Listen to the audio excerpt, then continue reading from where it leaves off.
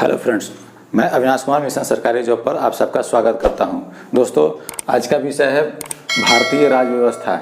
चूँकि हर प्रति एग्जाम में देखा गया है कि भारत की राज्य व्यवस्था से काफ़ी प्रश्न दिया जाता है और चूँकि जानकारी के अभाव में महत्वपूर्ण प्रश्नों को हम लोग छोड़ देते हैं, जिसके कारण हमारा सिलेक्शन नहीं हो पाता है। तो दोस्तों, आज हम पढ़ेंगे भारतीय राज्य व्यवस्था। भारतीय राज्य व्यवस्था के शुरुआत में सबसे पहले देखेंगे कि जब हमारा देश आज़ाद हुआ था उस समय हमारा संविधान बनने से पूर्व उसमें काफ़ी प्रक्रिया अपनाया गया था। तो संविधान बनने से पूर्व जो प्रक्रिया अपनाया गया था उसके बारे में आज हम थोड़ा सा इस पर अध्ययन करेंगे। तो सबसे पहले देखेंगे भारत शासन अधिनियम। भारत शासन अधिनियम कब लागू हुआ था? तो भारत शासन अधिनियम 1935 में लागू हुआ था। भारत शासन अधिनियम में कुल कितने अनुच्छेद थे दोस्तों? इससे संबंधित कुछ महत्वपूर्ण प्रश्न जो निकल के सामने आता है उसको हमने यहाँ पे कुछ महत्वपूर्ण प्रश्नों को शामिल किया है। तो आइए देखते हैं उन महत्वपूर्ण प्रश्नों को। तो सबसे पहले देखेंगे कि भारत शासन अधिनियम में कुल 321 अनुच्छेद थे। भारत शासन अधिनियम 1935 में कुल कितने अनुच्छेद थे? तो 321 अनुच्छेद थे। और भारत शासन अधिनियम 1935 में अनुसूचियों की संख्या कितनी थी? तो भारत शासन अधिनियम 1935 में अनुसूचियों की संख्या थी दोस्तों 10। कुल कितने अनुसूचियां थी? 10 अनुसूचियां थी। इस अधिनियम के द्वारा प्रांतों से द्वैध शासन को समाप्त कर दिया गया। इस अधिनियम के द्वारा प्रांतों से द्वैध शासन को समाप्त कर दिया गया था। और प्रांतों में द्वैध शासन कब लागू किया गया था दोस्तों?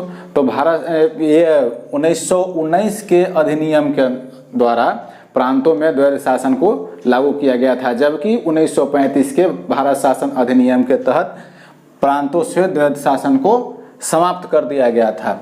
इस अधिनियम के द्वारा केंद्र में द्वैध शासन की व्यवस्था की गई थी, यानी प्रांतों से द्वैध शासन को हटाकर केंद्र में द्वैध शासन की स्थापना की गई थी तथा विधायी शक्तियों को केंद्र एवं राज्यों के बीच बांटा गया था। 1935 के ही अधिनियम के द्वारा विधायी शक्तियों को केंद्र और राज्यों के बीच बांट दिया गया था।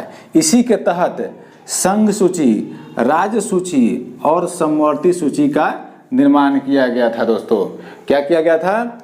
तो केंद्र और राज्यों के बीच विधायी शक्तियों को बांटा गया, जिसमें संघ सूची, राज्य सूची और समवर्ती सूची का निर्माण किया गया था। संघ सूची में विषय कौन कौन से रखे गए थे? सबसे पहले देखेंगे संघ सूची के बारे में। संघ सूची में कौन कौन से विषय रखे गए थे? तो विदेशी कार्य, करेंसी मुद्रा, नौसेना, सेना, वायुसेना, जनगणना जैसे विषय को संघ सूची में रखा गया था। जबकि राज्य सूची विषय में क्या रखा गया था? पुलिस, प्रांतीय लोक सेवा और शिक्षा इत्यादि विषय को राज्य सूची के विषय में रखा गया था। और जो बचा समवर्ती सूची, तो समवर्ती सूची में रखा गया था दंड विधि और प्रक्रिया। दंड विधि और प्रक्रिया को समवर्ती सूची में, सिविल प्रक्रिया को समवर्ती सूची में रखा गया था, विवाह को और विवाह विच्छेद को, इन सबों को समवर्ती सूची में रखा गया था। समवर्ती सूची उसको कहते हैं दोस्तों जिसमें केंद्र और राज्य दोनों को कानून बनाने का बराबर अधिकार होता है। और जब केंद्र और राज्य दोनों का कानून अगर बराबर हो जाए और गतिरोध की स्थिति हो तो केंद्र का ही कानून माना जाता है। उसी को हम लोग समवर्ती सूची माना कहते हैं। इस अधिनियम के तहत एक संघीय न्यायालय की व्यवस्था की गई थी। 1935 के भारत शासन अधिनियम के अंतर्गत एक संघीय न्यायालय की व्यवस्था की गई थी। न्यायालय से संबंधित अंतिम शक्ति किसके पास थी? तो प्रिवी काउंसिल लंदन को प्राप्त थी। यानी लंदन में स्थित प्रिवी काउंसिल को ही न्यायालय में अंतिम शक्ति उसको प्राप्त थी। इस अधिनियम के द्वारा भारत परिषद का अंत कर दिया गया था। यानी भारत शासन अधिनियम 1935 के तहत भारत परिषद का अंत कर दिया गया था। इस अधिनियम में प्रस्तावना का अभाव था। चूंकि हमारे संविधान जब 1950 में लागू हुआ था, 26 जनवरी 1950 को हमारा संविधान लागू हुआ था, तो उस समय हमारी प्रस्तावना प्रमुख है। हमारे संविधान का प्रस्तावना ही हमारे संविधान का आईना होता है। तो ये क्या है? इसमें उसको हमारे संविधान में प्रस्तावना को क्या कहा गया है? संविधान की कुंजी कहा गया है। जबकि भारत शासन अधिनियम 1935 में प्रस्तावना का पूर्णतः अभाव था। अगला है, इसी अधिनियम के तहत 1935 में भारतीय रिजर्व बैंक की स्थापना की गई थी। यानी भारत शासन अधिनियम 1935 के तहत भारतीय रिजर्व बैंक की स्थापना की गई थी। इस अधिनियम के तहत मताधिकार का विस्तार किया गया था, यानी वोट देने का अधिकार। पहले वोट सब कोई नहीं दे सकता था, लेकिन भारत शासन अधिनियम के तहत मताधिकार का विस्तार किया गया और लगभग 10% जनसंख्या को मत देने का अधिकार मिल गया। वर्तमान में देखा गया है कि हम लोगों को जिनकी आयु 18 वर्ष पूरी हो जाती है उन सभी को मत देने का अधिकार मिल जाए, स्वतः ही मिल जाता है। लेकिन उस समय क्या था, सभी लोग अधिकार मत वोट नहीं दे सकते थे। तो उस समय भारत शासन अधिनियम 1935 के तहत 10% जनसंख्या को मत देने का ही सिर्फ अधिकार मिल सका था। अब उसके बाद देखते हैं दोस्तों भारत स्वतंत्रता अधिनियम 1947। भारत स्वतंत्रता अधिनियम 1947 ब्रिटिश संसद के द्वारा 4 जुलाई 1947 को ब्रिटिश संसद के द्वारा 4 जुलाई 1947 को भारतीय स्वतंत्रता अधिनियम पारित किया गया। कब पारित किया गया था? तो 4 जुलाई 1947 को भारतीय स्वतंत्रता अधिनियम पारित किया गया, जो कि ब्रिटिश संसद द्वारा 18 जुलाई 1947 को इसको स्वीकृत किया गया था। कब किया गया था? 18 जुलाई 1947 को, यानी 4 जुलाई 1947 को पारित किया गया और 18 जुलाई 1947 को इसको स्वीकृत किया गया। इस अधिनियम में कितनी धाराएं थी? तो 20 धाराएं थी। भारत स्वतंत्रता अधिनियम 1947 में 20 धाराएं थी। इस अधिनियम के कुछ प्रमुख प्रावधान जो है निम्नलिखित हैं। इस अधिनियम में कुछ प्रमुख प्रावधान जो है निम्नलिखित हैं। पहला क्या है? 15 अगस्त 1947 को भारत तथा पाकिस्तान नाम के 2 अधिराज्य बना दिए जाएंगे। क्या बना दिए जाएंगे? भारत 15 अगस्त 1947 को भारत एवं पाकिस्तान नाम के 2 अधिराज्य बना दिए जाएंगे। दूसरा क्या था?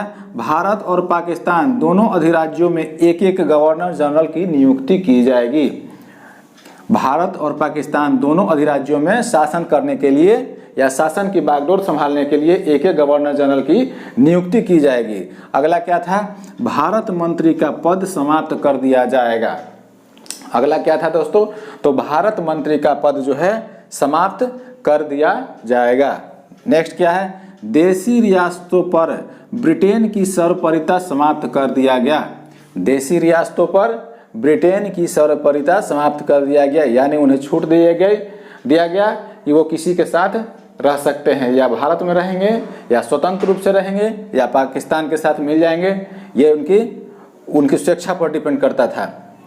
अगला क्या है? इस अधिनियम के अधीन भारत डोमिनियन को सिंध, बलूचिस्तान, पश्चिमी पंजाब, पूर्वी बंगाल, पश्चिमोत्तर सीमा प्रांत और असम के सिलहट जिले को छोड़कर भारत का शेष राज्य क्षेत्र मिला लिया गया था। यानी इस अधिनियम के अधीन भारत डोमिनियन स्टेट को सिंध, बलूचिस्तान, पश्चिमी पंजाब, पूर्वी बंगाल, पश्चिमोत्तर सीमा प्रांत, असम के सिलहट जिले को छोड़कर भारत का शेष राज्य क्षेत्र मिल गया। तो ये था भारत स्वतंत्रता अधिनियम 1947। अब है भारतीय संविधान सभा। अब पढ़ेंगे क्या हम लोग दोस्तों? भारतीय संविधान सभा। भारतीय संविधान कैबिनेट मिशन की संस्तुति पर जुलाई 1946 में संविधान सभा का गठन किया गया। किसकी संस्तुति पर किया गया था दोस्तों? तो कैबिनेट मिशन की संस्तुति पर। अब कैबिनेट मिशन में कौन कौन सदस्य थे? तो कैबिनेट मिशन में Sir Stafford Cripps, Lord Pethick Lawrence और एबी अलेक्जेंडर, ये 3 सदस्य थे जिनको मिलाकर कैबिनेट मिशन कहा जाता है। अगला पॉइंट देखते हैं दोस्तों। संविधान सभा के विचार का औपचारिक रूप से प्रतिपादन किनके द्वारा किया गया था? यानी संविधान सभा के विचार का औपचारिक रूप से प्रतिपादन M.N. राय के द्वारा किया गया था। किसके द्वारा किया गया था? तो M.N. राय के द्वारा। संविधान सभा के कुल सदस्यों की संख्या कितनी थी? तो संविधान सभा के कुल सदस्यों की संख्या 389 निश्चित की गई थी। कितना किया गया था? 389, जिनमें से 292 ब्रिटिश प्रांत के प्रतिनिधि। कितने थे? 292 ब्रिटिश प्रांत के प्रतिनिधि, 4 चीफ कमिश्नरी के क्षेत्र के प्रतिनिधि तथा 93 देशी रियासतों के प्रतिनिधि शामिल थे।